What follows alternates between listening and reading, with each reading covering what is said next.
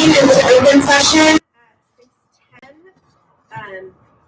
We do not have anything to report at this time. We could please stand for the flag salute.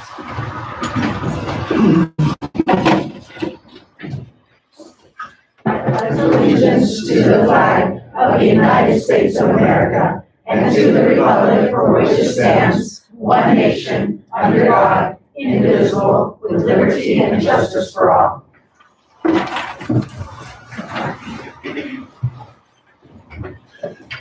Okay, 3.2, Office of Senator Amarkabia.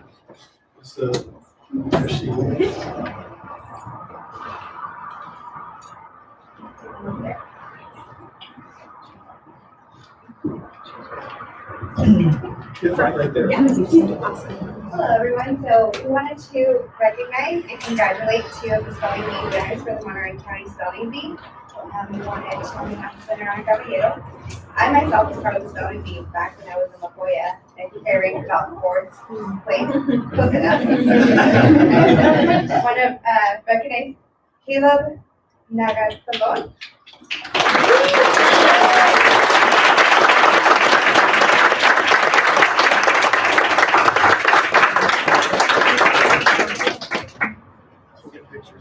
And I also want to recognize Giosel Suninga.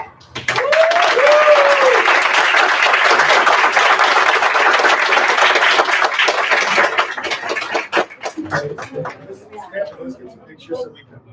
Go ahead. Yep.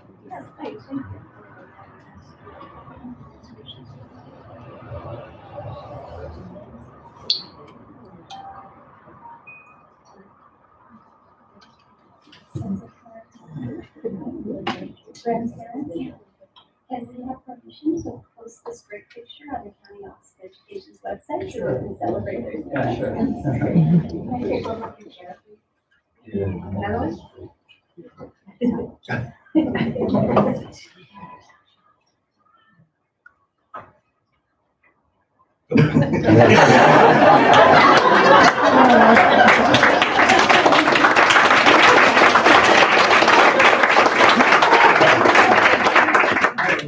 Caleb and GSL, can you introduce your families to us?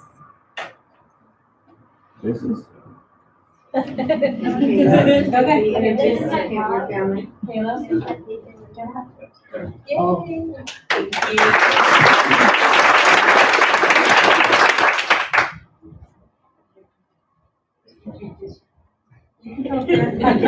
here with you?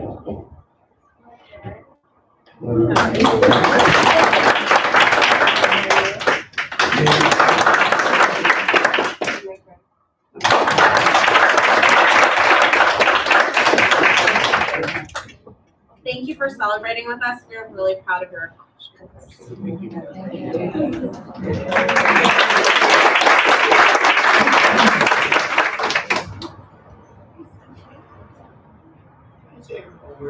Yes, absolutely.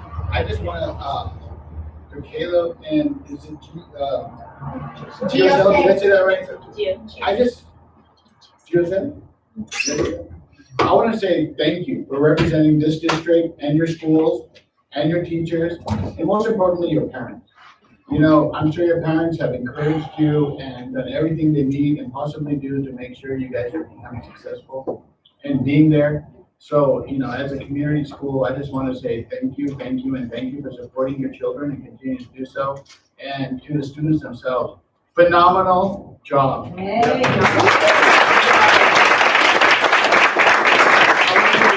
this day that you can do it and then you can achieve great heights and let that carry you to an even higher height in the future. You know, thank you, and thank you. But we're very, very proud because bottom line is you two did it individually at some extent. You took the time, you studied, and you got ready. You know, and that's what paid for success. So I'm very proud of you, young lady and gentlemen. You know what I'm saying? Keep it going. Keep it going. Thank you.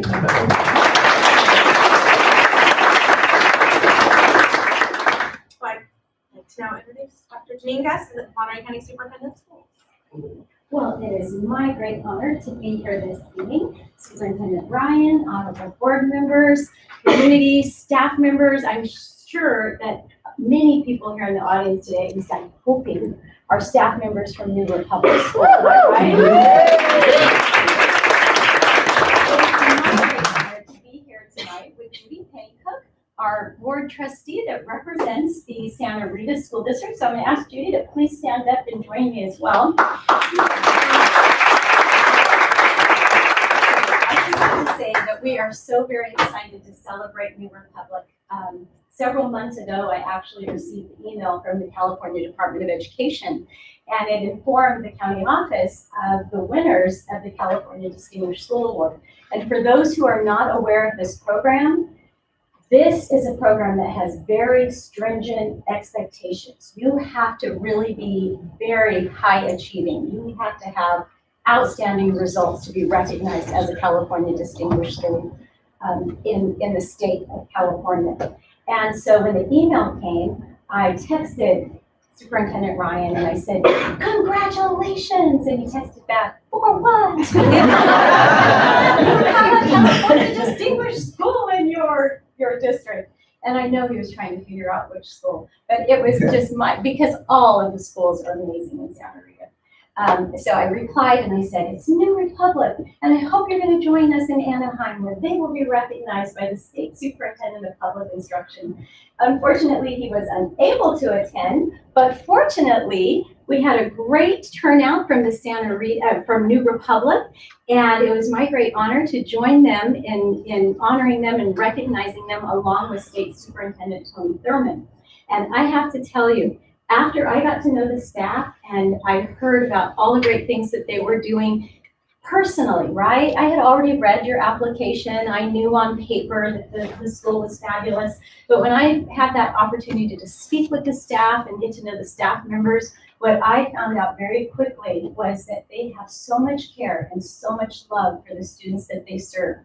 They truly do go above and beyond in so many ways to ensure student success at their school. And I already had an inkling because I have come to the school for Read Across America Day and other events. But after getting to know the staff, I immediately then reached out to Rhiannon and Superintendent Ryan, and I said, would you mind if I brought a group of superintendents from all over Monterey County who are interested in the great things that are happening at your school? Can I bring this group to visit? Can we make classroom observations so that we can learn about your secret sauce, right? What's happening behind those closed doors that's getting the great results you're getting? And they were so warm and welcoming. They said, absolutely, bring it on. So sure enough, I did bring a group of superintendents, and not only did they learn the secret sauce, but they were also greeted so beautifully with a delicious breakfast, a very welcoming staff. I really want to reach out and say thank you so much to Board President Turner for that beautiful welcome, along with Rhiannon and her entire team. So do know that we are so very proud of you. We're so honored that you've opened your school to share the great work you're doing with others so that all boats in Monterey County will rise. So again, congratulations to the staff. And now I'm going to turn it over to Trustee Pennycook, who will be reading the resolution.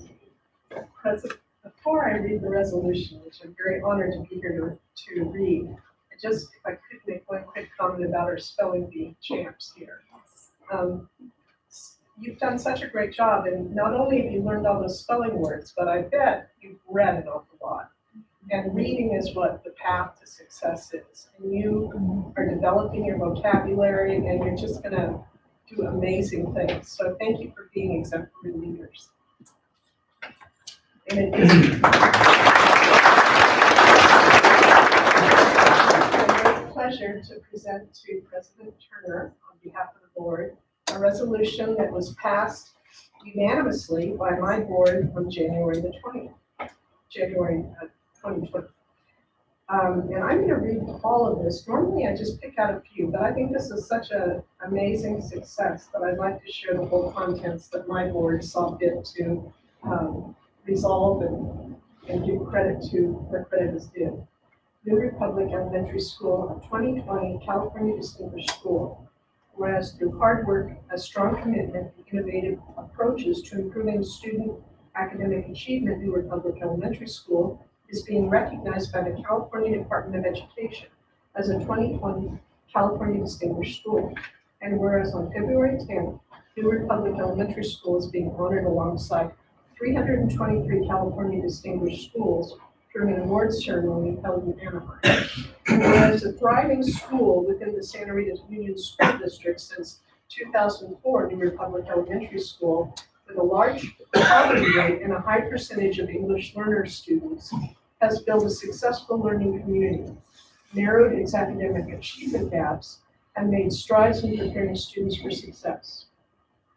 And whereas meeting the eligibility criteria, including the California School Dashboard Accountability Measures for Performance Progress, New Republic Elementary School is commended for offering rigorous instruction and dynamic learning opportunities that focus on increasing student achievement for all groups, ELA, mathematics, and improving test scores, suspension rates, chronic absenteeism, and English learner progress. And whereas the district and school leadership dedicated to professional development and making a difference in the lives of students through high standards and unwavering support, New Republic Elementary School has made positive and meaningful changes through innovative programs, and whereas pursuing excellence and high expectations, effective instruction, a positive school culture, and collaborative leadership, New Republic Elementary School serves as an exceptional role model that other schools can replicate. Now therefore be it resolved that the Monterey County Board of Education does hereby adopt resolution number 19-20-27, recognizing and commending New Republic Elementary School and the Santa Rita Union School District for fostering a challenging, meaningful, and rewarding educational environment where all students can excel. Passed by our president, Juan Panziera, John McPherson, Lupe Sanchez, Janet Wogamuth, Mary Claypool, Harvey Kuffner, and with great admiration, myself, Judy Panika. Congratulations.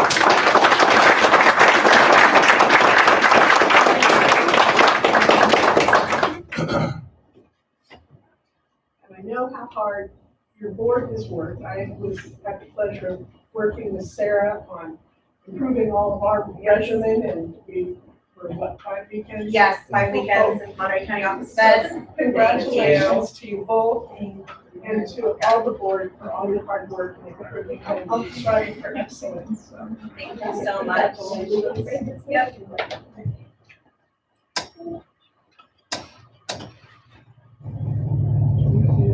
Thank you so much. One more, Really one more, appreciate it. one more. Okay, One more. sorry, One, two, and thank you. Thank you. Can I ask my staff and students to please stand?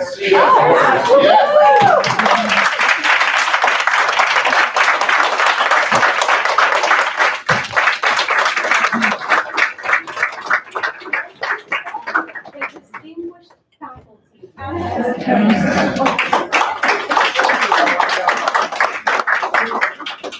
And I just let everybody know, I have the best time getting to go around and observe all the classrooms. And, you know, I never do that because I'm usually teaching myself, but it was an amazing, amazing day. And I loved getting to say hi to everybody and get to see their amazing work in the classroom. And before we see that, I wanted to just add one more thing. On that visit, I was able to observe the amazing artists that you have in your schools. And so I requested that any teachers at the school that had artwork that they would like to share and put on display at the County Office of Education, we would love to host that artwork. And luckily, one of the teachers already took me up on that offer. The artwork has come in, we're copying it, we're giving the originals back to the teachers because we know that the children want their artwork. And we will be posting them on the walls throughout the county office. So when you come by, be sure to look for the artwork and you will recognize Santa Rita School District and New Republic School. Thank you. I just wanted, as long as I'm here in person, I know you've all gotten the save the date in November. We're having our training session. We missed 1 year because we tried to converge the election dates since the election dates have changed, but Deneen and I were meeting today and planning, and so please put it on your calendar, and you need to thank these trustees for all the hard work to keep improving their skills so that we can deliver for all of you, because you all, the children, are what we're trying to strive to do the very best for. So hope to see you all there in November.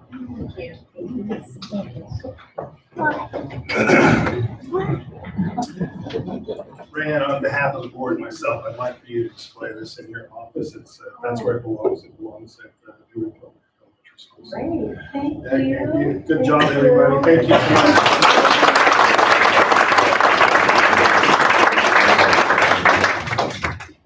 So, I am happy to have everybody stay for the rest of the meeting, but if our students or teachers, or families want to leave at this point before we move on to the business, you are more than welcome to do so.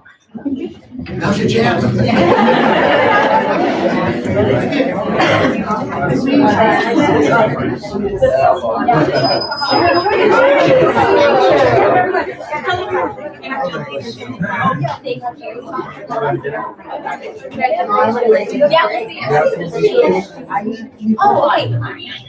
Go Patriots! Oh yeah!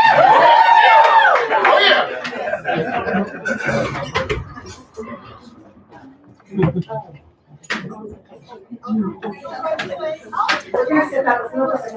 Okay. Oh, good. Yeah, please do. Yes.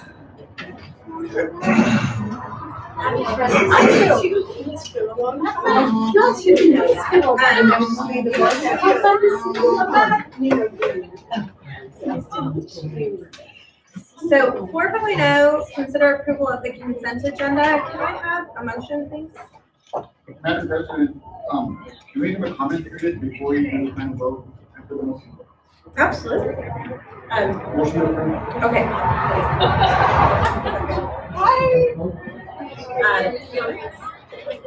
When I read this, list of certificated staff, especially the retirement employees, part of it broke my heart.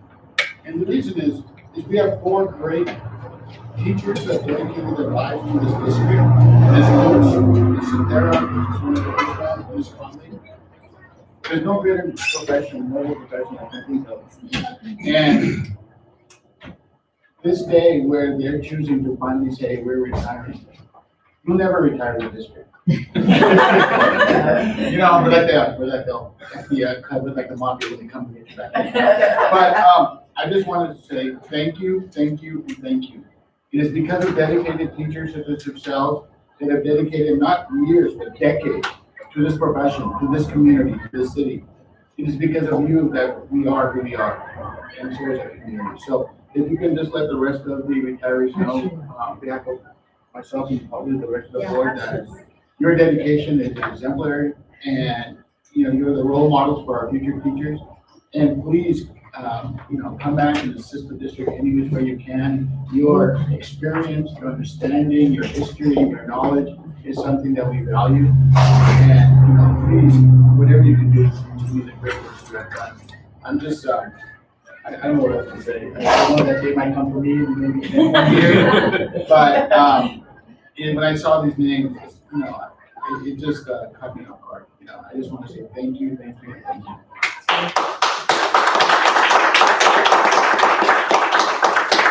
I had a similar experience, but I also thought, like, once word gets out, your phone's gonna be ringing off the hook. It would be, oh, you have time. You want, yeah, so they're gonna be pulling you all kinds of different ways. So. All right, now that I'm verklempt, all in favor? Aye. Passes by 0. Okay. 5.1, reports from district organizations, councils, or committees. Are you ready? Yes. Okay, well, we're in the middle of negotiations, which sometimes feel like it's going to be a really long process, but a very good process. And I think it's very thorough. And I really want to commend the board.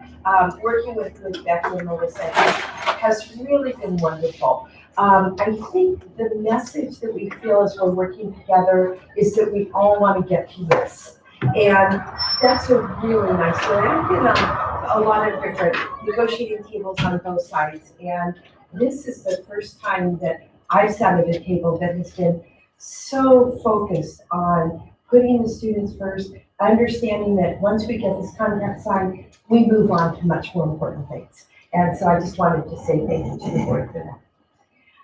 Teachers are very much looking forward to our spring break. We are kind of wondering, some teachers have asked what if anything, the district will do in terms of deep cleaning over the We're gonna talk about it tonight. annual, okay.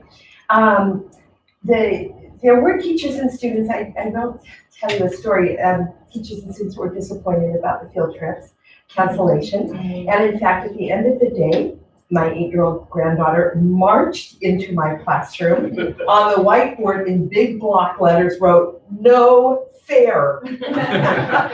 Oh, a little disappointed, are we?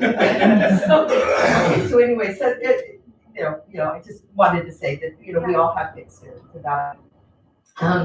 Sarah, this is not an April Fool joke, but we would like you to come to our SRTA meeting on April 1st. Oh, yes. So, and we are making a joke about that. Yeah. We'd like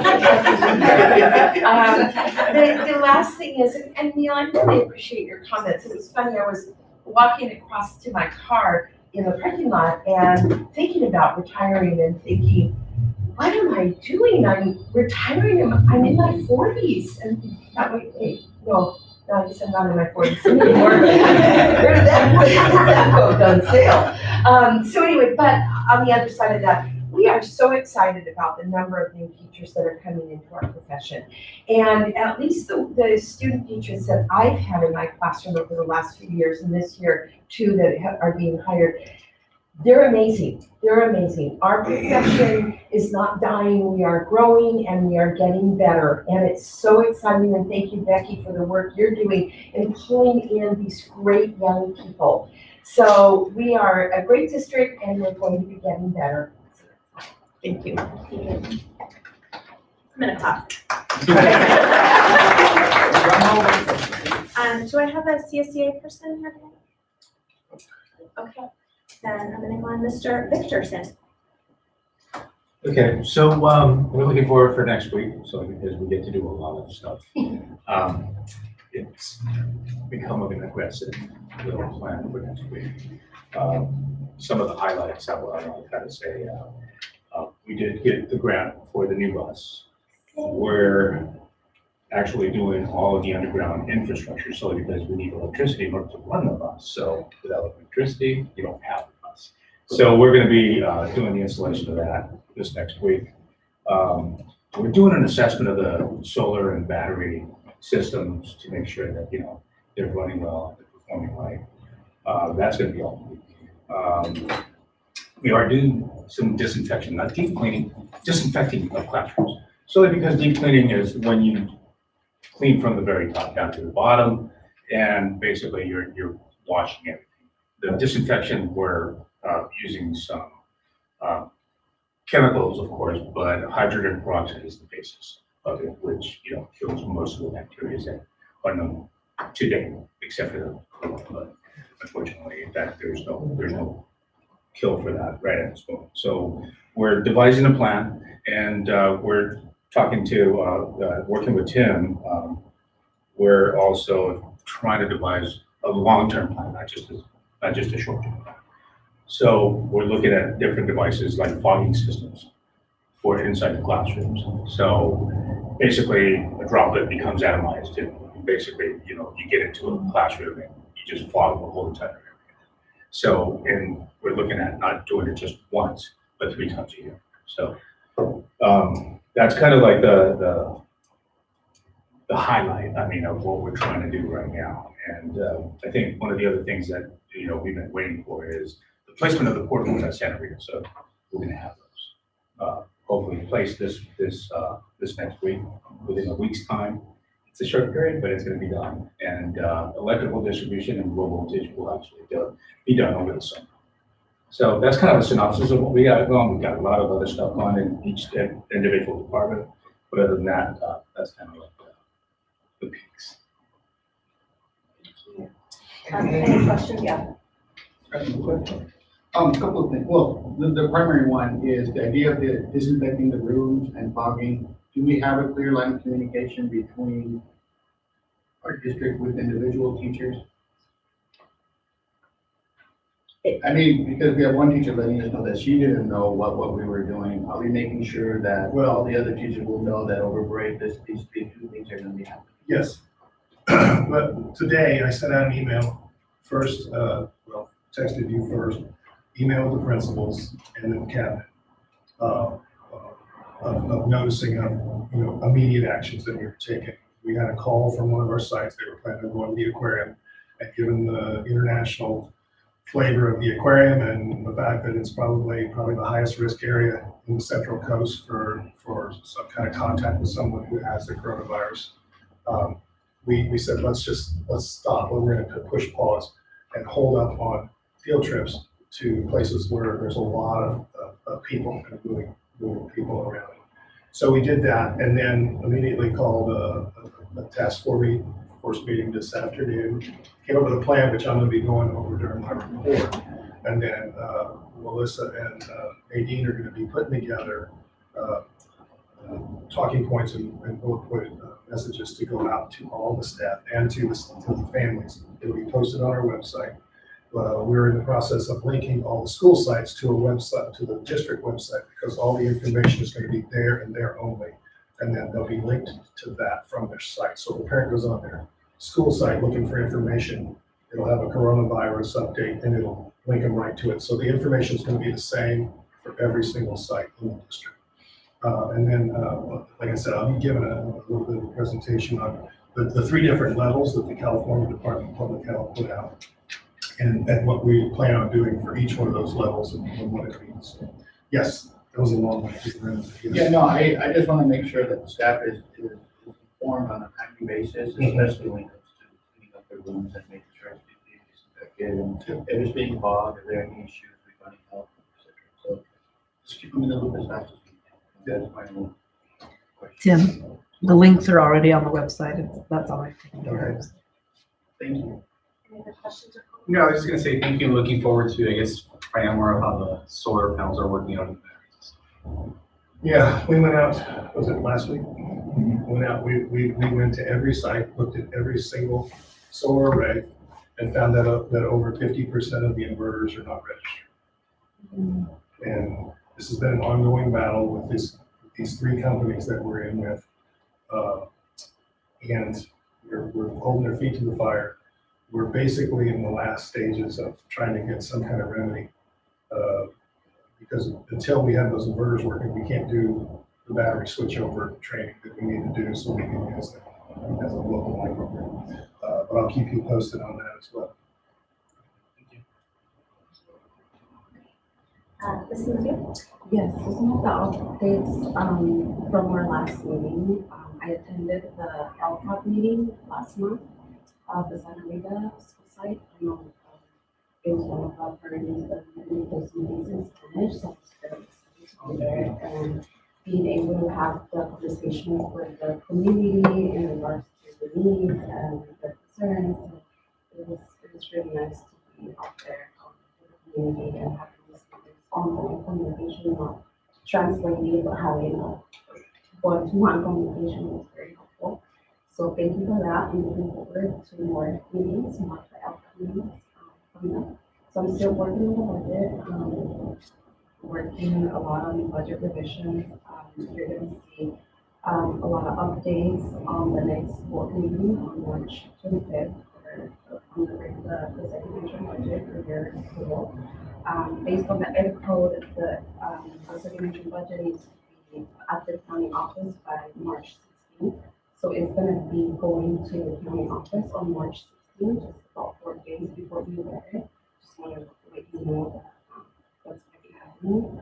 And I'll provide more information, of course, the budget on the next presentation. I'm still working with costers in regards to the retirees making this payment. The process is going very, very slow. But I was able to get a list. I got a list yesterday of all the retirees that got adjustments. So the letters that we have received from the retirees, we only have about 7 letters. And we already pay out about 5 of them, and we have about 2 renewed. Because they want to make sure that we work it out with costers first before we pay for the payment. So, CalSTRS was able to provide a list of the retirees that we have, that they had adjustments on their monthly benefit. And we still have 10 retirees that didn't bring the letters to the district. So those payments, we still have to get them paid, and we just don't have the letters yet. But it's something that, I'm gonna be working with fosters to see if we can send a payment directly to them, or we need to contact them with phone call for the retirees so they can bring those letters. I know we had a budget estimate for about 100,000 for that expense. Right now, we've spent so far 60,000, and based on the list that I got yesterday from CalSTRS, it's another 30,000. So we're gonna be very close to that 30,000. We're not gonna see a budget reduction on the next report yet. You're gonna see the school bus grant that we got about $400,000 on the revenue and also on expense.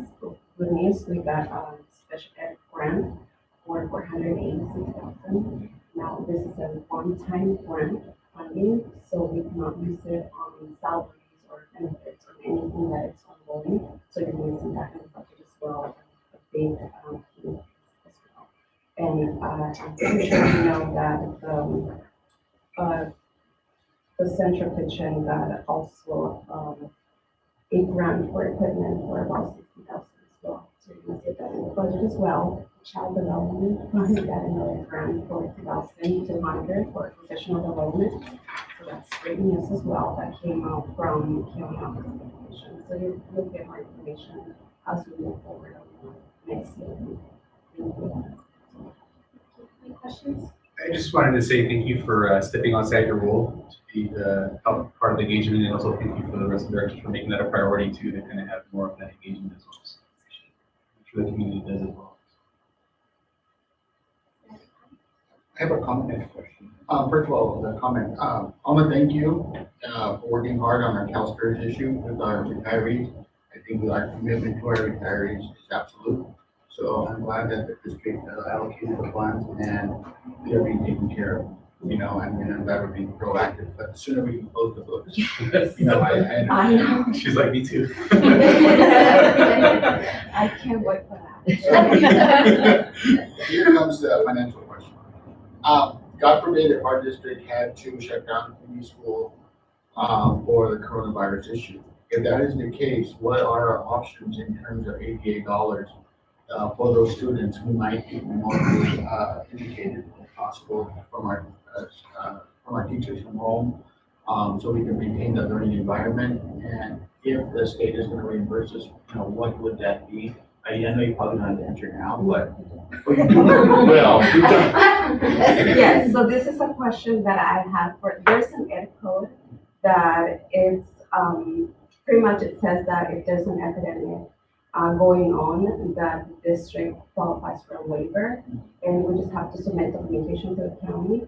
And at the beginning of the school year, when I started this job, I sent out the question to the county. I never got a reply back, but now it's a good time to follow up and say, hey, I did ask this a year ago, and now it's happening. I just want to know what kind of documentation do we need submit to the county to get the waiver. There is a waiver, so we won't be losing money based on the ed code.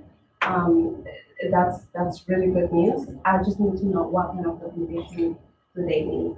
And I mean, it's all over the news, so it's gonna be. I can, the state, it's called a J13A ADA waiver, and it's a simple process. You give the reason, you do the number of days you're out. That would be immediate, because I can see if there's something happens, and I'll talk more about it later. If we did an initial 5-day shutdown, we could get a waiver for those 5 days, which would give us a chance to roll out some kind of independent study or distance learning or virtual learning, and pick up after that. So it's an easy form. We did it when the water broke out here 2 years ago. Okay, yes. You So can go it's online, you can go right online and get it. similar and follow up on that. And see what kind of documentation would be. If it's just the form, so, but I know we can get a waiver and we don't. And the training that I went to at MCOE that Ms. Penny had mentioned earlier, I actually was sitting next to a woman, the superintendent in Santa Barbara, when they had the terrible mudslides there and they had to close school. And she told me that the state was so easy. She's like, so many things with the state are hard. She's like, this was so, just like, we had to close school because there's a giant mudslide covering the highway and no one could possibly get here. And she said it was just, they just waived all the days. It was no problem. So that's usually, they use the same form when there's like the wildfires that were going on in actual school, they use the same form. This one is an academic, it's a little bit different, so I just want to make sure that it's the same form, but I know that we have that form, so I'll double check. It should be okay.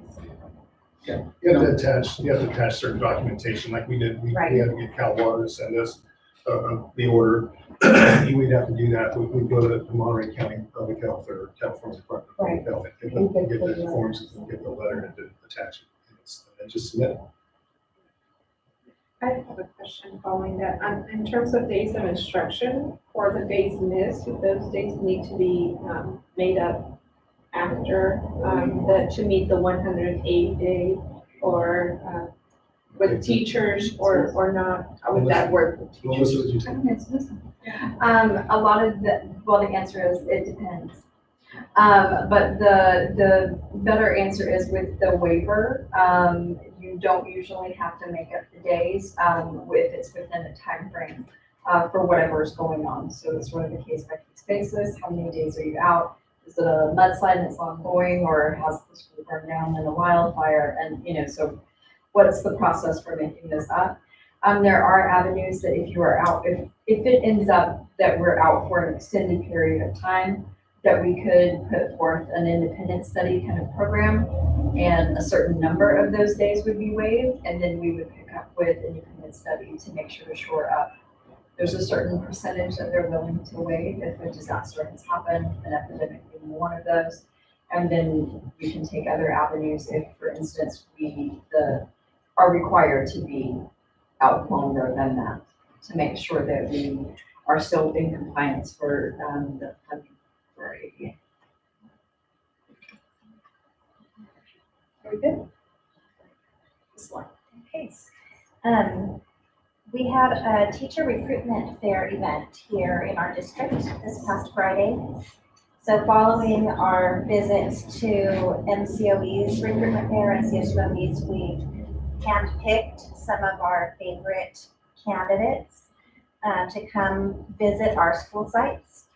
So we met here, had breakfast, got on the electric bus, and took the cruise around town after we visited Glenview and the preschool. Visited every school site.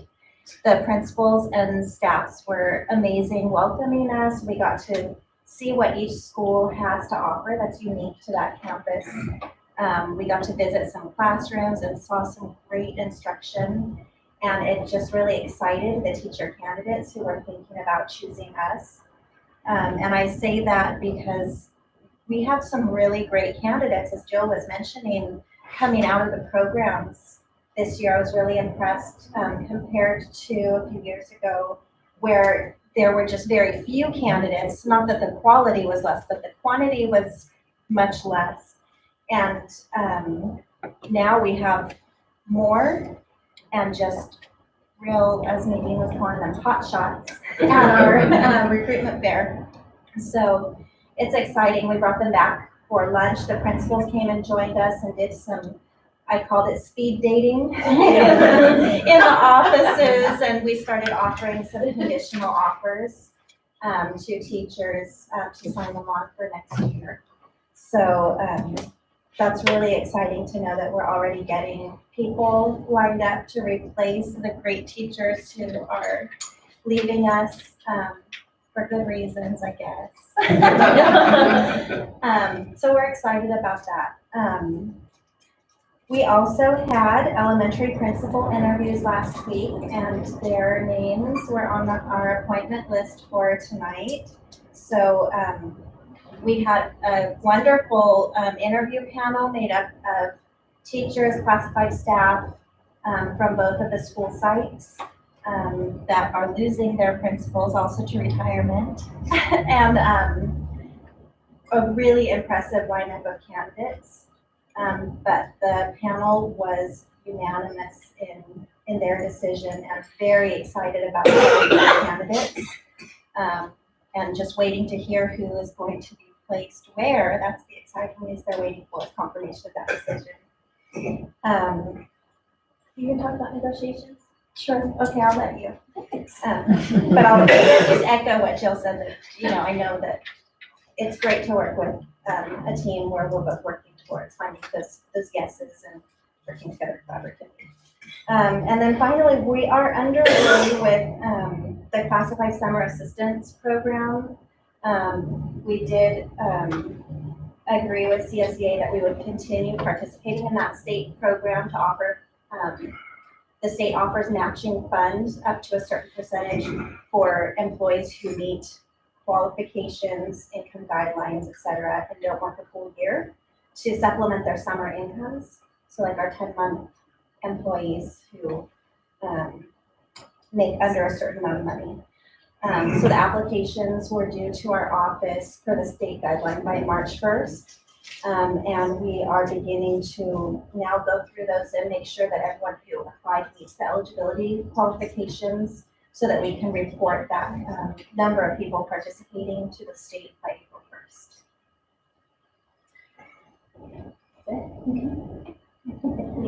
Any questions or? No, just, it was exciting, and the way the thing is, you would touring the teachers around and try to get them engaged, that's pretty cool. I did let the new teacher candidates know that my writing advice is that they should make good choices. Yeah. And I think they knew what I meant. Yeah. We'll see how that works out. Right now, I feel like I could say my life is governed by acronyms, so like LPAC, LCAP, SBAC, PFT. And so it's that time of year again. The sites are working on scoring away as many of the LPACs as we can, because when we come back from spring break, we'll head into our SBAC testing season, which are for grades 3 through 8. And then Ms. Johnson, our great PE teacher here at Gavilan View, heads up making sure that our elementary schools are getting their PFT testing done as well. She's done that for 2 years, and it's to my benefit that she is so willing to be so helpful and gracious in taking that on and working with our elementary PE teachers and the 5th grade teachers at all of our sites to make sure that that is done in a timely manner. And so we are looking at planning another great summer academy with a good balance of programming and enrichment and academics together. Michael Menchnik, Karen Chubbuck, Nicole Jensen, and I, we've already had our starting right out of the gates conversations about it, looking at putting together another great year. I tasked them with coming up with even better ideas than what we had last time, and let's see what we can put together for our students this year. And doing something great there. We had a great second negotiation session, and it's fantastic working with Becky, my partner around here. And John Gutierrez on our team has been really great having him in negotiations with us. It's a positive experience, and as Ms. Lutz mentioned, getting to a good place in our contract, clearing up language that needs to be brought into current decade, things like that, and making something that is good for all of us, that we can all work with here in the district. And so that's going very well, and learning a lot about coronavirus in the last couple days. Any questions? Lots going on. Melissa, do you have tentative dates for Summer Academy? The last 3 weeks in June, which is similar to what we did last year. It keeps us from having to deal with the 4th of July holiday is always awkward. Yeah. But it gives teachers that first week in June off. And then we can do, and we'll probably do that same model with the 5 days a week. That seems to work really well with our families. Oh, the other thing I forgot to mention. Nadine Dermody, David Hermosillo, and myself met with the Monterey County Mobile Health Clinic over at Santa Rita, and we'll bring the MOU to you at the next board meeting so that we can start. It looks like they're gonna try out half-day Tuesdays at Santa Rita Elementary. We showed them where our parent resource center will likely be next year. And this year, they'll be able to use the library as their additional facility where the mobile health clinic parks outside of. They need a restroom and a room where they can conference with people who are there for the services. It's a really great meeting. They'll help a lot of our community members, and we can advertise it to all of our families with particular focus on our Santa Rita and Gatlin View families that live in that neighborhood, and then look at expanding that out as much as possible. So that was a really good, exciting and positive meeting, and sort of making a nice inroad for having our parent resource center at Santa Rita next year. It's exciting Is stuff. it just general health care that they offer? General health care, they'll also start doing immunizations, vision screening, things like that. A lot of physician assistants, registered nurses, and the great thing is for our families who don't necessarily feel comfortable sharing a lot of personal information, for whatever reason, they will still get the treatment that they seek. If it's something beyond their services, they will direct them where they should go and have them get an appointment and get in for those services. So we're looking at during summer academy at least once, maybe twice, if they can bring the health clinic over and maybe help set those students up who need the Tdap or other immunizations before school, particularly those incoming kinders. That'll be a version of kinder camp while we're there, and just sort of make it easy for some of our parents to get in and get that done before the start of the school year. Thank you for that. And then, is Girls Inc. still planning to do a summer program on one of our campuses? They are, and like last year, they're looking at piggybacking off of when we do ours. ESY will again be included during our same time frame at those same sites. That worked great. Your Fleming is also in on the planning again. And then Girls Inc. is looking at picking it up in July.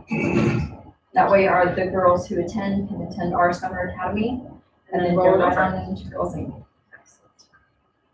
Is our district kind of piggybacking that, still kind of sponsoring our students a little bit, or? We always do, and we'll look at doing this again for the registration fees for our students to help offset that, so that if they're in district, that we can help make those scholarships happen for our girls. Thank you. I'm excited about it personally. I mean, we've been looking for a mobile health clinic, or some type of solution. So whatever we can do, advertise, make sure our parents know, website, et cetera, newsletter, whatever they need. I can invite them to come in and do a briefing for you. That would be great. Get a heads up with that in the video. I think that'd be ideal. Thank you. Great. So I'm going to go on to 5.3, report of the board on activities or meetings attended. So, Mr. Sandoval? Nothing attended, but just a lot of exciting stuff happening, which I'm very thankful to the staff and everyone to make things happen. Mr. Patel? Just a couple of things. First of all, Read Across America. I wasn't able to spend as much time as I normally do out there, but I did stop by. It was phenomenal year after year. It just seems to get better and better. So kudos to the staff of New Republic. That's one of the reasons, I think Distinguished School Award that you've been awarded. So, and for the rest of the school district for coming and supporting it, as an entire district effort. The couple of concerns, a while back we talked about the food that is left over at lunch. The idea of maybe packaging that up and having it be distributed to our families to take home. We never got back on that, so maybe we can take another look at that. I know other districts are able to do it, and I'd love to see why maybe it might be conducive for our district. I have another update item is changing rooms for our middle schools for PE. I'd like to get an update on that and see where we're at with that. Last time we left it, the bid came in too high, and we were going to go back and rebid it out. So I would like to see an update if possible on that. But my primary concern is the phone calls I've been getting, it's about one topic and one topic only, and that is about the coronavirus from teachers, staff, and parents. The concern is what are our plans? What are we going to do?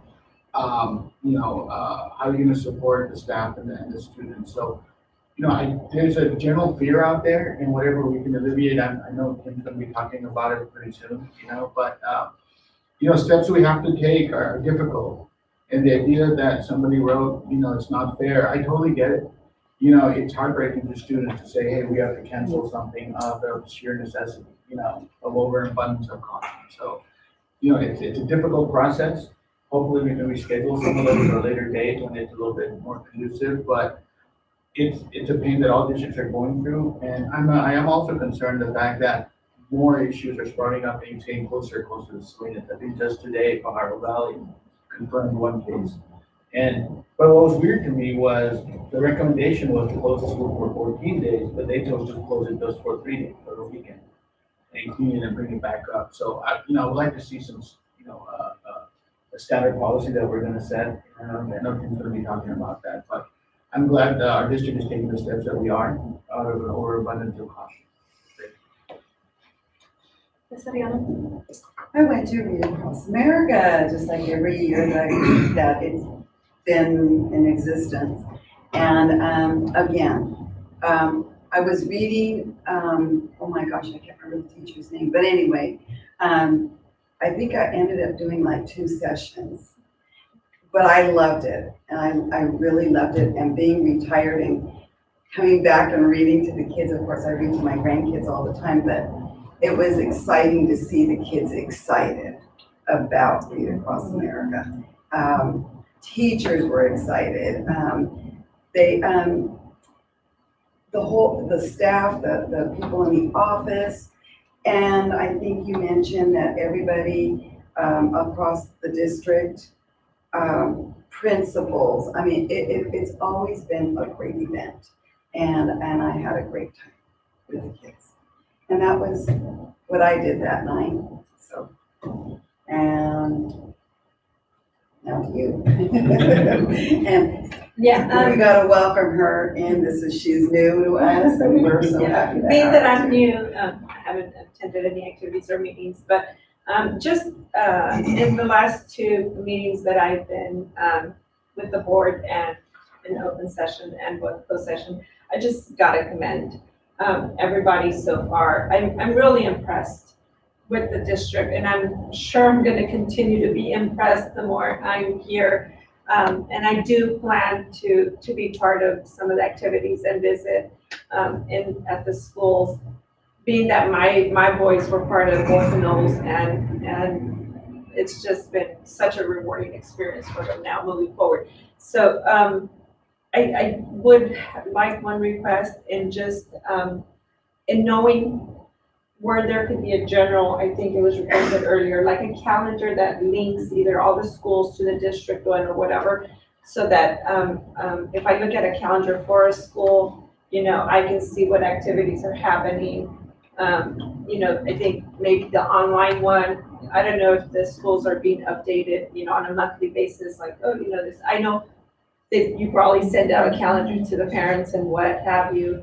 And if there is a link, just make me aware of it already, if it's already there. That way I can just think, oh, I know that this is gonna be happening, where maybe I can fit it into one of my schedules and stuff. But so far, nothing but just impressed, so I commend all of you, thank you. So I attended Read Across America. I was in the elephant and piggy room. It was excellent.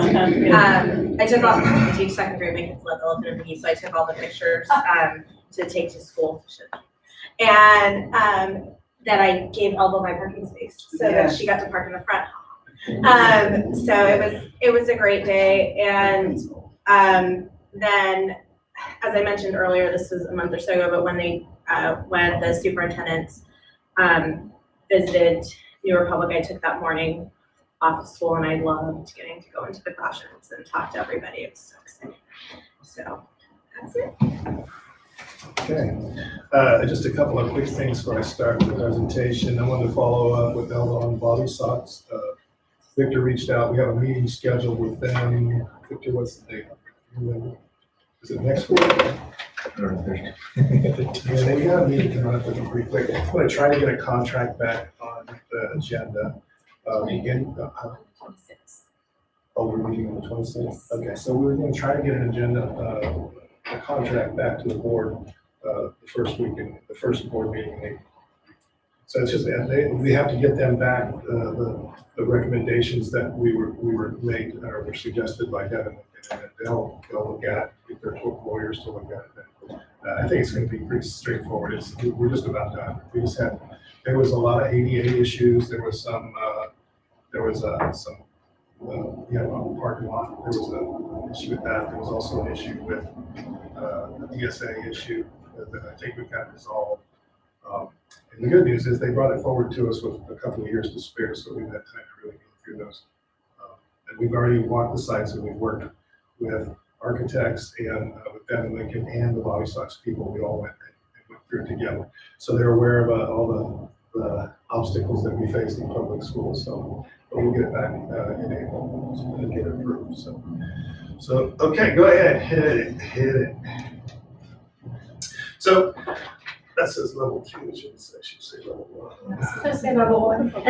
Oh, okay, there's 2, okay, the L. The L is throwing you off. Yeah. Okay, so anyway, a level 1 right now is current conditions. It just confirmed cases in the region and neighboring counties. So Santa Cruz, Santa Clara, San Benito all have confirmed cases right now. And like I said, we have some hot spots in our county, and the Monterey is one of them. Fisherman's Wharf is one. The Cannery Row area is one. The aquarium is one. And so it's only a matter of time before we're going to get one. So here's what we're doing right now. Measures already underway. Our plan last week or 2 weeks ago, Nadine and the nurse worked on information from the county office, the Department of County Health, and the State Department of Health, and put out a preliminary flyer on preventative measures. Washing hands, avoiding coughing into your sleep, all the things that we do for flus, it's the same information. So we've already put that out. And we set, we coordinate with all partners in organizations serving. So we're working with MCOE, Monterey County Department of Health, California Department of Health, CDE. We're getting, Chuck's getting things, Victor's getting things, I'm getting things, and we come together today and we just shared all that information and came up with, an idea of a response. And then finally, we do this the regular flu season. If someone's sick, they run the fever, they should stay home. So, okay, so the action plan for level 1 is to reduce those activities that pose a higher risk for exposure to COVID-19, cancel field trips, cancel wrestling tournaments, keep local duels and meets, trainings and conferences for staff evaluated on a case-by-case basis. I know Monterey Peninsula just sent a group of people to Miami for a PBIS conference, and after one day, the conference shut down and they're sending everybody home. So the good news is you can get really cheap tickets to go to Hawaii. Over spring break, this is going to touch a little bit on what we have actually, the timing for our spring break couldn't be better for this issue. There's no good time for this. The fact that we have a week off next week, right when this is really heating up, will give us a chance to cool everybody down and actually take some steps. So thorough cleaning, disinfecting of all classrooms, NPRs, cafeterias, libraries, restrooms, and office spaces. And then create a routine post, spring break for 3 times a year, August, December, and spring break, where we'll do the same thing. Victor talked about the atomizers, the foggers. We've got 4 ordered. We've looked all over this country and we finally found some here in Salinas. So, the last place we looked, and we found 4 of them. I told John to get them. And we've got 10 gallons of concentrated hydrogen peroxide disinfectant. So, and we can do that with rooms. And then also the buses, because that's another high area of contact. We have certain areas on a school where there's high areas, The front office is a high area where people congregate. The playground is a lot less because there's fresh air, but the buses are enclosed areas where there's a lot of touching and things going on. So we're going to make sure we do that regular disinfections. And then when I say that, I mean a couple times a week. We're going to keep working on those. And you can actually use the fogger on those. You can walk in, you have your safety equipment. You can walk into a bus and fog it. It would take 2 minutes, and then you're done. They could do it as part of their warm up or their shutdown. And then finally, continuous monitoring for changes and take appropriate actions. Last night, I was watching the election coverage, and there was as much coronavirus coverage as there was election coverage. And I learned more about what's going on with this virus on election coverage than I did, through our flyers. So okay. Level 2. So level 2 is 2 or more confirmed community transmission cases. So if there's 2 or more cases in the Salinas area that are confirmed to be, COVID-19, it would trigger level 2. And if level 2, we would send home any student or staff exhibiting symptoms. We probably are doing that now. We're trying to make sure, because even though they're sending out stuff that the symptoms are these 3 specific things, we're finding out through different news releases that that's not necessarily that's not 100%. So we want to make sure that we're being cautious. Stagger recesses and PEs into smaller group sizes, eliminate assemblies, schedule lunches for smaller groups, cancel facility use agreements, and cancel all sporting events and practices. So we would just simply start to draw back in the exposure into our schools to where we can still function as an educational institution, but we would cut out a lot of the social aspects that increases the risk to exposure from bringing in outside people and then having students, in those small areas. So, yeah. Level 3, a confirmed case of at least 1 student or staff identified. Now we want to make sure it's a confirmed case because Hartnell just had a presumed positive and they tested it and it came back negative. So we're talking about confirmed case through CDC. Close schools in accordance to guidelines from Monterey County Department of Public Health and the California Department of Public Health. And then next, develop a plan. This is what Neil was asking for. And we'll be working on this next week. We'll develop a plan for continuity of educational structure, including but not limited to virtual and distance learning opportunities embedded within an independent study program. So that's really a thumbnail sketch. I did this at 3 o'clock this afternoon after we had our meeting and really kind of just, we brainstormed and got all the information that everybody's been getting, and we're getting bombarded with it daily, sometimes multiple times daily.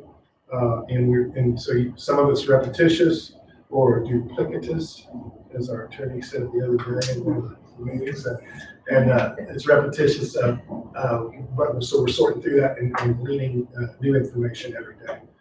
And we are going to stay on top of it. I brought this up actually 2 weeks ago in cabinet, and it was not necessarily received in the same manner that it is today, because we live in a completely different world today than we did 2 weeks ago. 2 weeks ago, it was a couple of cases here and there in the United States, and it was all over in China and Europe. And 2 weeks later, here we are. We've got confirmed cases in counties all around us. And I heard last night on the elections that 36 hours ago, we had about 536 cases. And last night during the election, it went over 1,000 cases. So it almost doubled in 36 hours. Yep. During the time we've been in the board meeting, KSBW has sent out a news alert that we're canceling flights in from Europe, except the UK, right? Because the president. So it's the world we're living in right now. And so we're adapting and improvising and trying to stay at least one step ahead of it. So that's why the steps this morning came in. We actually heard that the school board last night voted at the high school to start this process. We were already working on it because I got a call from one of our principals today saying, hey, we're trying to get our schedule for our aquarium. And I go, whoa, okay, let's think about this for a bit. And that's what really triggered it. Got a text from Neil from the high school. They started it. Then we called around and got all the other school districts to confirm. They too are taking not drastic measures, but preliminary measures. Yeah, similar measures as we have. So, okay, and we'll continue to monitor and we'll make adjustments as we need, and I'll keep you informed, as those things come in. Just a couple of comments. Number one, thank you and our entire admin staff and the teachers. This is going to be a district effort to make sure we calm the fears and we have plans in place. I just want to say your leadership has been exceptional here. And I want to thank everyone for their participation and making sure that we get through this. This thing will pass. The question is, how do we get past it? And how do we handle it? Making sure we do it in the most professional manner. My other question was, this is a community issue. So regardless of what we do here, I want to hopefully make sure that the other school districts are also following in line. That way we can coordinate efforts, because, one sick child from one district might have another child going to another district, like we can do with inter-district transfers, et cetera. So whatever we can do, especially with the larger school districts, we have 4 in Salinas, so whatever we can do to coordinate and all efforts for you and making sure that, we can get that. I'll be meeting with all of them next Thursday. Yeah. Sorry, just comment, just a quick thing, like if, because I'm sure I speak for the other teachers, we want to help you guys take care of our classrooms. If you need us to clean off our tables and stack our chairs in a certain way, can you, before you clean, please let us know just as soon as possible what steps. That's a good question, yeah, we'll be sending out like a list of things that you guys can do to prepare for the week off. Because this chemical it's not toxic, but it does have an interaction with paper. Oh. So you might need to take your paperwork down off your walls because it might. We've only got 2 more days. Right, no, I'm before sending we're out gone. first thing in the morning. Oh, perfect, thank you. Yeah, Thank you. you'll let you know. Hold on. Yeah. It won't ruin it, it'll just give it a nice, antique texture. Just a quick follow-up to that. Our teachers are our front line in communicating, and making sure we don't get overly concerned, and calming the fears, if you will. So, whatever our teachers and staff can do to make sure that, yes, we're honest, but we want to alleviate the fear. Because I think that's driving a lot of the controversy. We're taking these actions proactively. It's not out of fear, but it's out of concern and out of being cautious. And that's really it. And if we do that and we act in a way that's upfront and we're not panicked and we're just saying, these are things we're gonna take. And by the way, that's gonna be in place from now on, because that'll help kill regular flu, it'll help, bronchitis, asthma, anything with any kind of contaminants in those buses, it's gonna take care of it. In the classroom, it's gonna take care of it. We're gonna pick up our game. That's the silver lining. You always try to find something that you can learn and get better when there's something like this. So it's not just something that we do, we panic, we act, we get through it, and then we just forget all about it. I mean, we have plenty of sickness in regular school years. We're having it this year. So why wait until there's, a global pandemic, outbreak of some new flu strain, to be better at, handling illness in our students and staff. I would, just a suggestion, or I'm sure it's already being done, but make sure that the communication that's going out to families, that it's, in accordance to what in that fear. Yes. And that it's being communicated in all the necessary languages to parents that are. It'll be going out, we'll have another communication going home, we'll have communication going out to teachers tomorrow before lunch. And then Friday, we'll have another one going out to them. We have it on our Facebook. We have information from the CDC on our website with links from all the sites, yes. We sent our first parent communication from today. So today we communicated with the board, then with principals, letting them know what was coming, and then with our staff, letting them know that the letter would be sent to them and what was happening. And it was early release, so we got it to them in time before the students left so that they could take it home. That same piece of information is posted on our website as well. But and that way the school site staffs can meet and talk about it a little in their PLC, just sort of preemptively while we're still in this early stage. We'll be fine. I'm gonna go on to 5.5, receive hearings of individuals desiring to address the board on items not on the agenda. Is there anybody who want to make a public comment on something? Go on.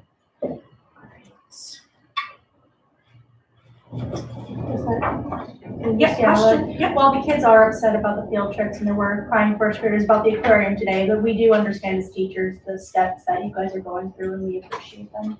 I'd rather them be mad at me now than. Yeah, right. I'd rather them be mad than get over there and catch something. And then I can sleep better at night if they're just writing out jokes.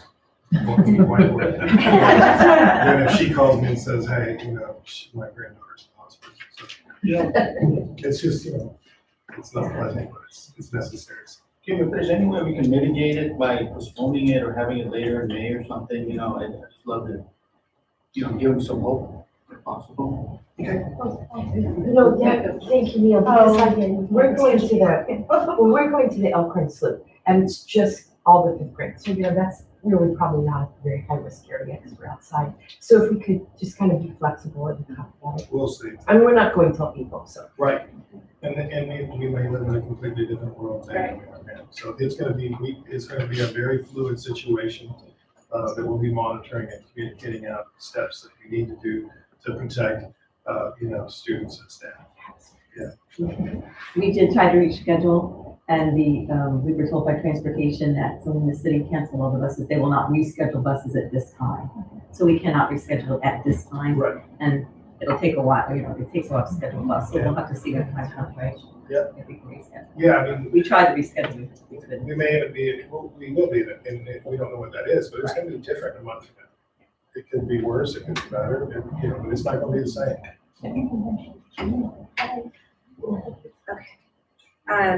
So I'm gonna move on to 7.1, consider approval of the University District Agreement for placement of candidates with CSU Monterey Bay effective July 1, 2020 to June 30, 2025. Ms. Moore. This is essentially a renewal of our agreement with CSUMB for the placement of student teachers or co-teachers, interns, as well as people who are working on their certificates for speech and language. Ongoing continuing work to grow. Any questions or comments? Motion to approve 7.1. Second. All those in favor? Aye. Passes 5-0. Excellent. Okay, 7.2, approval or denial of shared contract requested by two teachers, employee number 159702 and employee 141786 for the 2020-21 school year. So this is a request that was brought to the principal and to me by two teachers who would like to split a contract 50-50 for the next school year. Do I have any questions or comments this time? Okay. I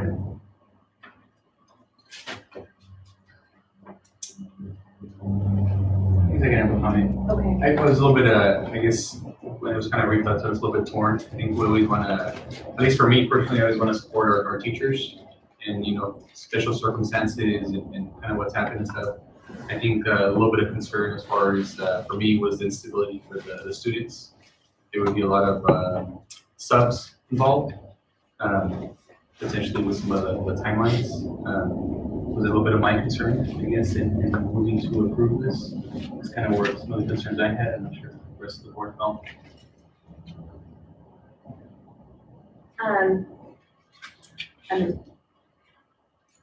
I'm gonna give my opinion and you guys can choose to agree with me or not as we do. I'm gonna actually move to not approve this. I don't feel comfortable at this time. It's not that I would necessarily say that every single job share, but I would be more comfortable with something that I felt, just to give an example, I've seen where people, job share like in a middle school and one of them was teaching 3 periods, another one was teaching 3 periods, so there wasn't the disruption to the as far as the students were concerned, it didn't make any difference, which I don't right now feel like this is the case here. So I'm gonna make a motion to not approve, and I'm asking if I have a second. I second. Before you go on the motion of public comment, I just wanted to respond to you, Jacob. I worked in a shared contract for 7 years, and it was a perfect opportunity. I had little children at home, and my teaching partner was doing the BITSA program in the afternoon, so she would teach part-time and then do BITSA in the afternoon. And we never had a sub because we were subs for each other.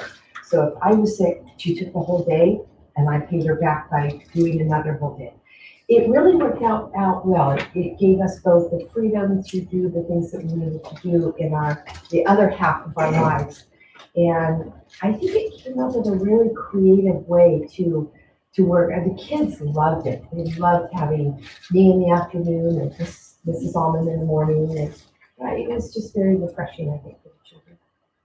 I mean, notwithstanding, Sarah, I'm sure there are plenty of contracts maybe that have not been successful, but in our case, it was Personally, overwhelming. I've seen it both ways. I've seen exceptional partnerships and I've seen partnerships that were a total disaster.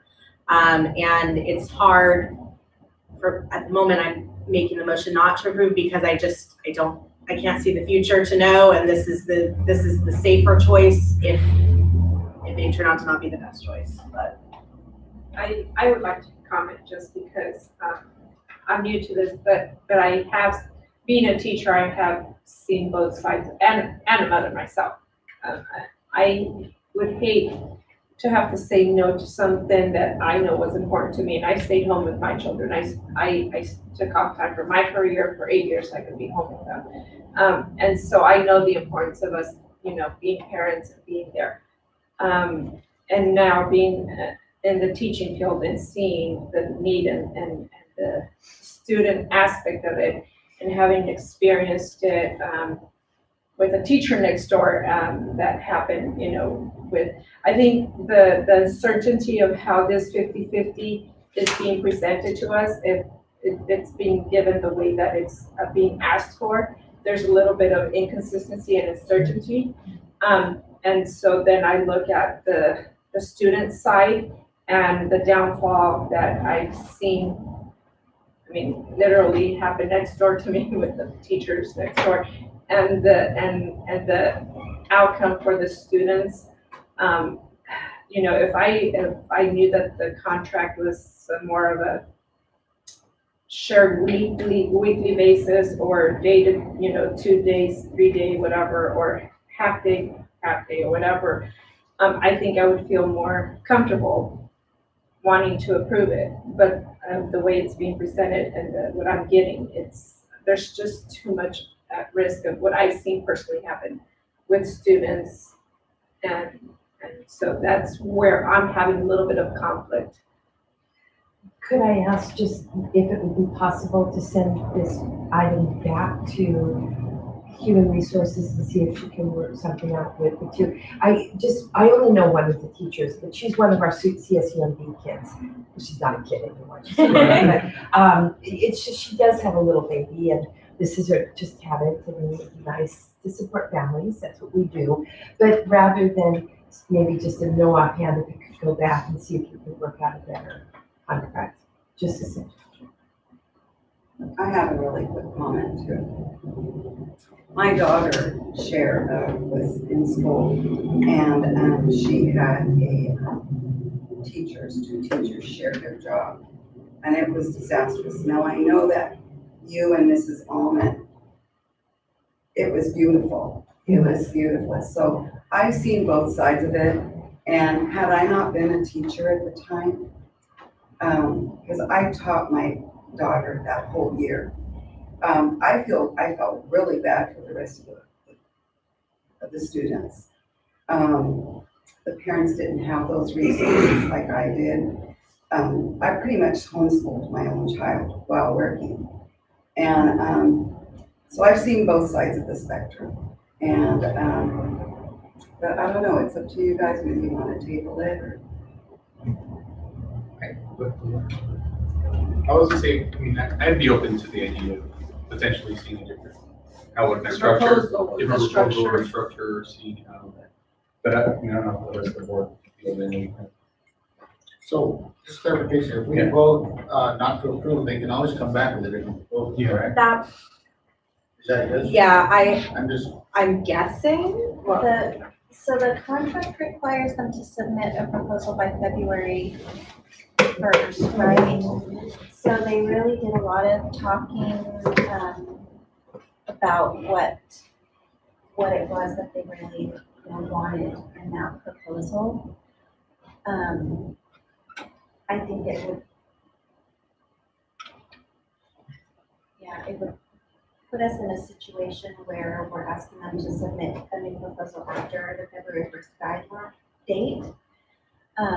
At the same time, I think that because an initial proposal was submitted, we could negotiate with SRTA because it's an ongoing revision. What I would, if, at this point, what I'm gonna ask is that we deny it at this point, and if they wanna resubmit, to just understand that they did submit initially under the timeline, and if we have a new proposal to, that we would consider that when it's presented. I think that instead of a new proposal, why don't we just look at an amended? A The revised. original, a revised. revision made to the original proposal that came in before them. Because if we deny this and then they submit, then we would have a contract problem. But if we're just doing a revision and checking with these teachers, sharing the concerns that we have with this particular job share, and see if there's some remedy, then I think we could bring it back as a revised. Yeah, if we table, okay, so then, just to. All right, so then, I'm gonna make a motion that we table this. I second. We have to first vote on the first one. No. Motion. We see the motion. It died for lack of a second. Oh, I did have a We second. did have a second, so, Okay, then they probably have to go ahead and vote on the original. okay. So my first vote, I'm now not going to vote for my own motion that I started. I'm asking for a vote, whether or not the vote is to deny this request. All in favor of denying the request? Okay, it fails. So it receives no votes, it is not denied. And we're in double negatives. Okay, thank you. Mr. Patel makes a motion to table. Second. All those in favor? Aye. So 5-0, the vote is to table this until we have revisited. Thank you. Thank you, and thank you, all of you, for your patience with me. Okay. 7.3, approve the request for unpaid leave of absence for employee number 160455, effective January 17th, 2020. Her most recent medical note release is for back to work on May 25th, 2020, which is basically right before the end of school, so not helpful. She did submit the request in January, but a few days later, a doctor's note that was gonna put her back to work in early February. And then things changed again, and so the request is for an unpaid leave of absence to allow her time to recover and return to work for the last few days of the school year, and then for the following. Motion to approve. Second. All those in favor? Aye. 5-0. Okay. 7.4, approve the job description for Director of Family and Student Engagement. So this is a position to support our LCAP goals by supporting students and families in their engagement with the school system. Questions or comments? No, I just want to say, first, thank you, Tim, and again, brought up to us before, and also to the directors for, going in this direction and getting. I'm sorry, go ahead. Okay. Now I was going to say, parent engagement is really important. Parents who engage their students are successful. So the more we can kind of focus on that goal, that is really important. Okay, I have not really done justice to really clarifying the vision for what this is about. And so what I'd like to tell everybody is, this is a conversation that's been ongoing for this year and probably part of last year, where we were saying, what can we do to really, to do justice to our goal 3 in our LCAP, which is to engage the community and our parents in a meaningful way, and not just cafecitos or, a few meetings a year. And last year, we visited some other districts. We visited Alisal, who has a parent center, a resource center. Mr. Gutierrez actually started his own parent resource center at Los Goals, and has modeled a thing where it's mostly for it's all for parents and students, and what's happened this year is it's kind of molded, he's taken on the DLAC function as being the coordinator kind of to get that going, because quite frankly, and Melissa can talk to this better than I can, is we've had EDICs, which is the school sites, but we've never been able to coalesce a group of parents who are interested in meeting again as a district DLAC. So that's part of it. And then another part of it is, what are we doing as far as engaging parents to become part of their students' educational process? And so the vision for this is to address several things. Educational, yes, but even more than that, social emotional issues and behavior issues.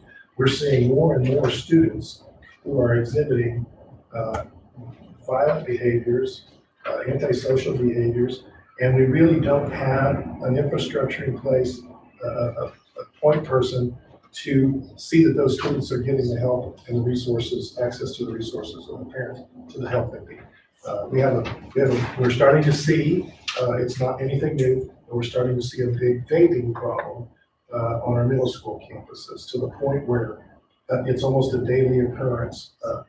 And we don't have anything in place to really address that. And we can't, now vaping is basically the same as having alcohol. It's not a drug anymore, so it's not an expellable offense.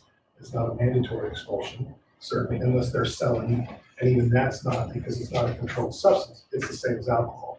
So we need to have, and beyond the disciplinary issue of it is the health scare, the health concern. And we don't have anything in place to address the health concern. We can suspend kids all day long, but that's not going to reduce the use of these vape pens and other harmful substances. So this position and this idea is to create this director level position that would oversee the family, community, family engagement centers, and family resource centers. Oversee all the student issues outside that are beyond the principal's realm. Additional help for mental health issues, additional help for behavior issues, additional help for medical issues, including vaping and alcohol and drug abuse. We are in a day and age where we have to go beyond the traditional approaches to those problems. And so the fear is, of course, are we creating a Frankenstein's monster that's going to spin out of control and become this end all and be all of every community ill that there is out there? Homelessness. I spoke to somebody who told me about one of their, they have these, most of these school districts have these kind of things, but it became, they wanted to build showers and stuff for homeless people to come in and take showers. It started to expand way beyond, but the purpose of it is under goal 3 of the LCAP, which is to promote student learning through engagement with parents and providing that person who they can come to and access those services that will help their students with. So that's the vision that we have for it. Now. It'll be an ongoing thing. We're gonna, if we can work it, we'll sit down with Rosa and look at budget, because we're not gonna impact the budget negatively. I know I've spoke with Melissa. We think we can reallocate resources within goal 3 of the LCAP to offset the cost initially. And so we're still in that process. This job description is just that first step to beginning that conversation. And maybe we should have this conversation before this got up the agenda. Maybe I took the cart before the horse a little bit. So anyway, I want to reassure everyone that this is not something that's going to add another layer of bureaucracy that goes beyond our primary mission, which is students' safety, welfare, and education, and engaging parents in a meaningful way to help promote those goals as well. It's not going to be a community center for everybody to come and get all the services that they want. That's not it. It's about our parents. It's about our students.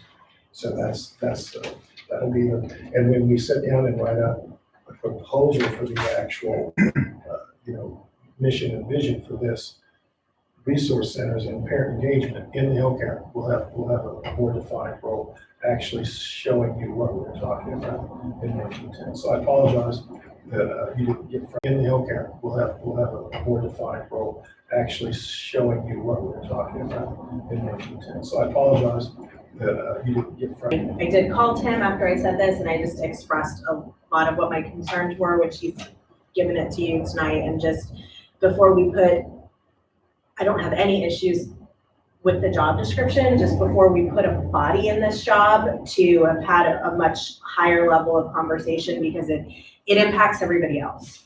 And just, you know, who is now doing what with the creation of this position. And then, as I mentioned to him, models that I've seen that I really like and have been really positive. I had a job very similar to this that I absolutely loved. It was one of the best jobs that I've ever had in my entire life, in terms of just being happy to go to work every day, because I was really able to, what is the impediment with this family to what's going on? Sometimes it was a pair of shoes for the kid to wear to school, you know, like being able to drill down to what's going on, what do people need to be successful, and it was amazing.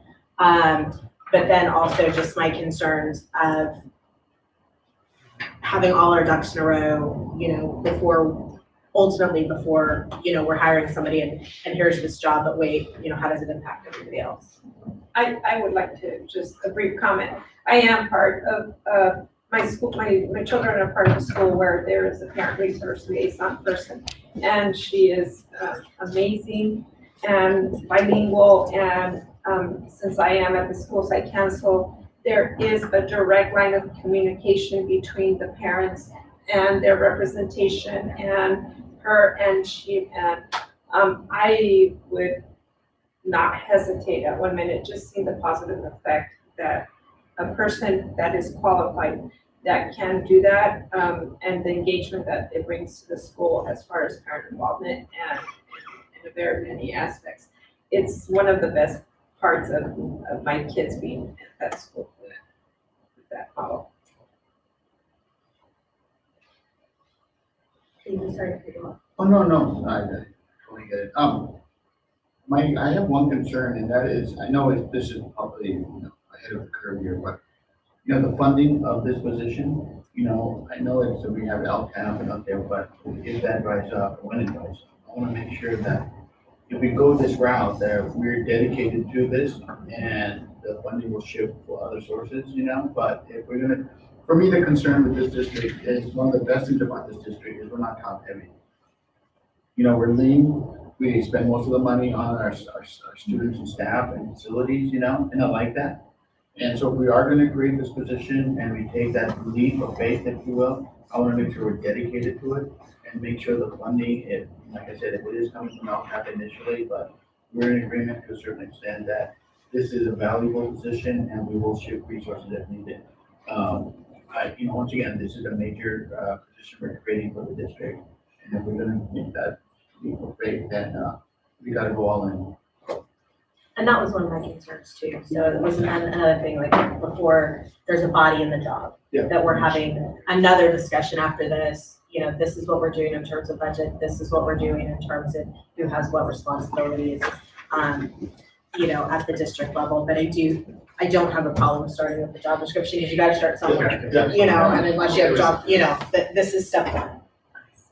I totally agree. I think that the job description, take one step at a time, do the job description, which that's what we're doing now. But then I also have the concerns of, we've hired a lot of district people.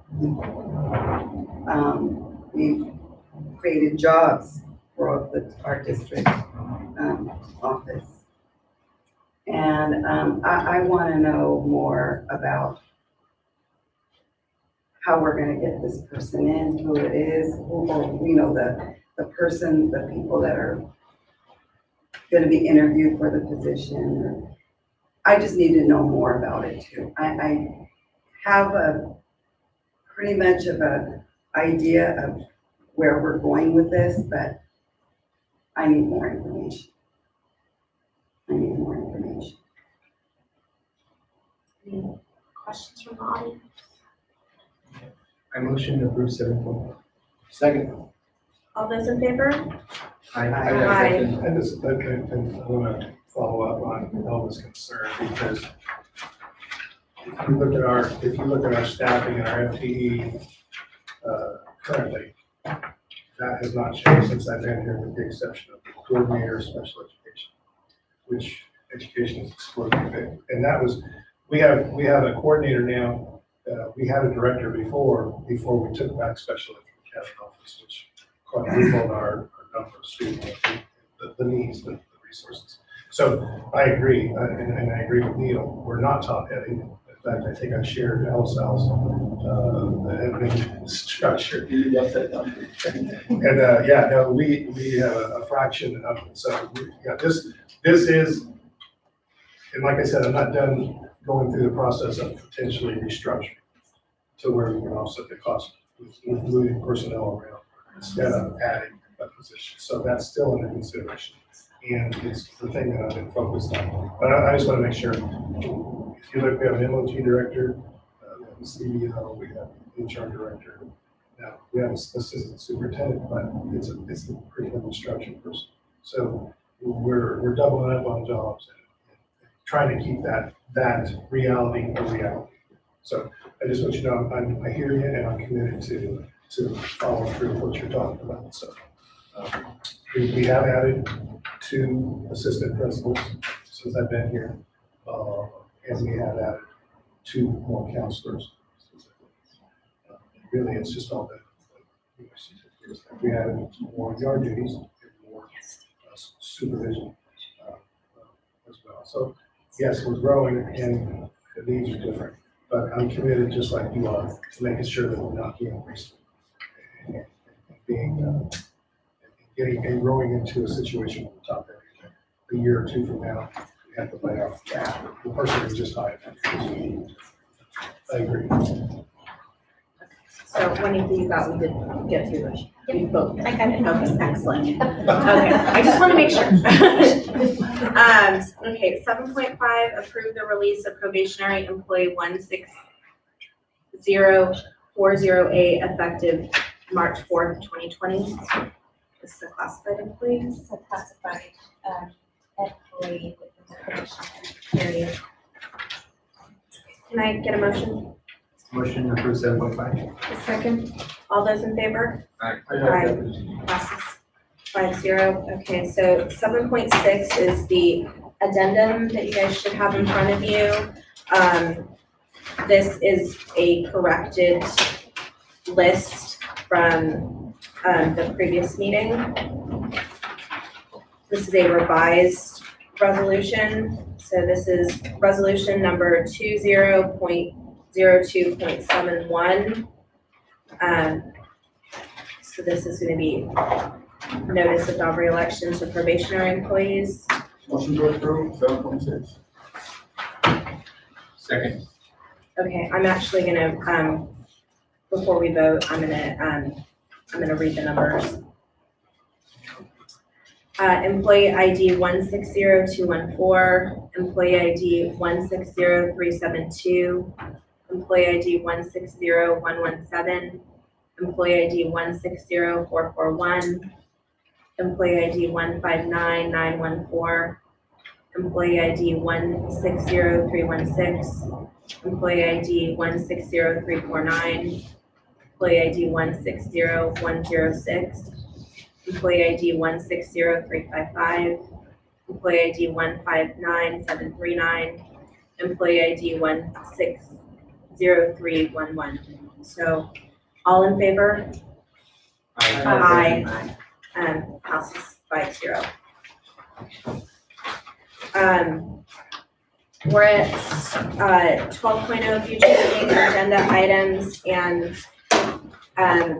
so I'm gonna ask Mr. Ryan, we were discussing a potential date for us to meet I have on a Saturday. 3 Saturdays in Okay. April So 4th, April 11th, April 18th.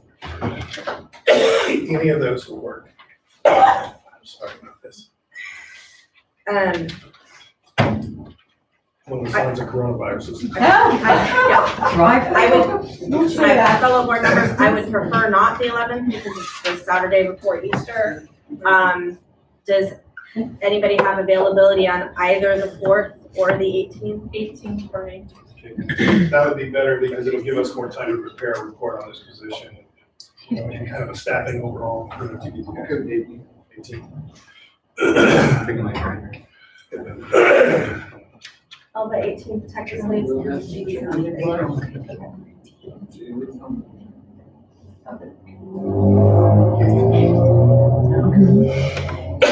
was it April 18th?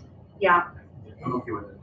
okay, so tentatively like 9 to 1. Where are we gonna be? We can do it at Crazy Horse if you'd like, I can make arrangements. Yeah, that was good. Okay.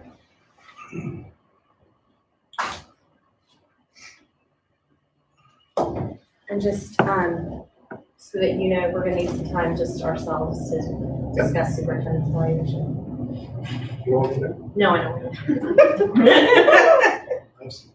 You in? You get to make your case and then leave. Oh, okay. Fair enough.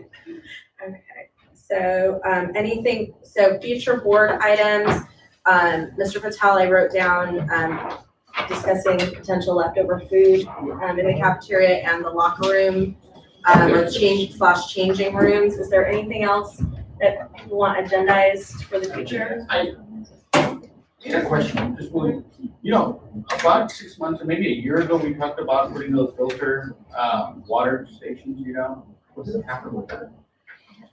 I think that was about the time we switched MOT directors, I think that was the transition. We have the old water dispenser, the push button, and a lot of the schools are changing that. They're putting a filtered system in where they can bring their own bottles for recycling and, reduce the plastic bottles, and at the same time, encourage students to drink more water. Yeah. And, it'd be great to have at least one at each site, I would encourage environmentalism, if you will, making sure they're properly hydrated, maybe have schools have their own custom mugs, Sell them and to show support. fundraise. Just that you sell them and fundraise, it creates funds to changing the ongoing filters, because that could be a thing that you don't look at. Do a fundraiser for the. I was gonna say, I know for sure somebody who wrote a grant to, get a water filtration system at her workplace. So, Vic, I know this, come to the next board meeting, I'd like for you to double up. I know that that's not the deal we have. Ask Mark or somebody to come and talk, and let's discuss the changing room things. If you can ask, we'll have an architect here to discuss that.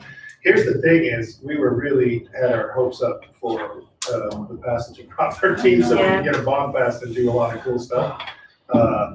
And now we're back to great beginnings. So if you could have them come and do that, and then let's check into the water filtration. And they Just as a fairly update, a fair update for the changing rooms in. We did do another study to accommodate the 1,000 kids per site as per your request, and we kind of had it, just ready to go, and we're kind of hoping that this, Prop 13. Yeah, it was heavy. The other thing is, now I've done a lot of water filling stations. There's definitely some resources out there that we can actually get a lot of donations, like for the actual unit itself. However, there are options in that criteria because, so do you want it refrigerated, filtered? And so that kind of tells us what it's really going to cost us to do the installation. So that's kind of like the opposite of what's going on. You can get it for free, however, the installation is probably twice as much. So I can do a study for each site, and just, just kind of need a little bit more information on what you guys are looking at. At least one at each site. Yeah. Why don't you bring back all the different options for the Yeah. next meeting, give them that information so that, and we will send it out on the Friday letter, so you have the 3 days to kind of peruse the literature, and then that way we can have the conversation and get back in. It's not. Yeah, and I think that the filtration is important, the refrigeration not. Even though, every test that we've done for water quality, every municipality that supplies us with water, I think we only have 241, always says that they need to, verifications for that, so. Yeah, because the school requirements are higher than they are for residential, I know that, I feel like with the parents, it gives them another level of comfort, just in sort of saying, hey, you have this, I tell parents all the time, hey, they test the water here all the time, they're required to by state law, and they're like, well, it's still like, so if it's possible. So I'll give you the Cadillac in the plain version. Yeah. Right? Volkswagen. Volkswagen. Okay, next topic, fellow board members, currently, Ms. Fabiano and myself and Mr. Ryan are going to go to the Monterey County School Boards Association dinner on the 26th, which is gonna be new for us. So I wanted to let you know that we had sent the invitations to the other board members. I guess you guys, gentlemen, you declined. Yeah. Okay, no I problem. don't want it. And they may cancel it at this point, but who knows? Let's imagining that it's going forward. I wanted to let you know if you could let us know if you were interested, and then I'm gonna ask at our next board meeting on the 26th if each of you board members would bring me $10, because they asked each board member to, I'm gonna go out and buy a $50 gift basket door prize for the event, and they asked each board to bring that with them and ask their members to just contribute $10 towards it, so I would appreciate it. Anything else? Nope. Okay, so we're gonna adjourn. Thank you guys for all your patience at 7:52. Jill, if you could, actually just a sec, so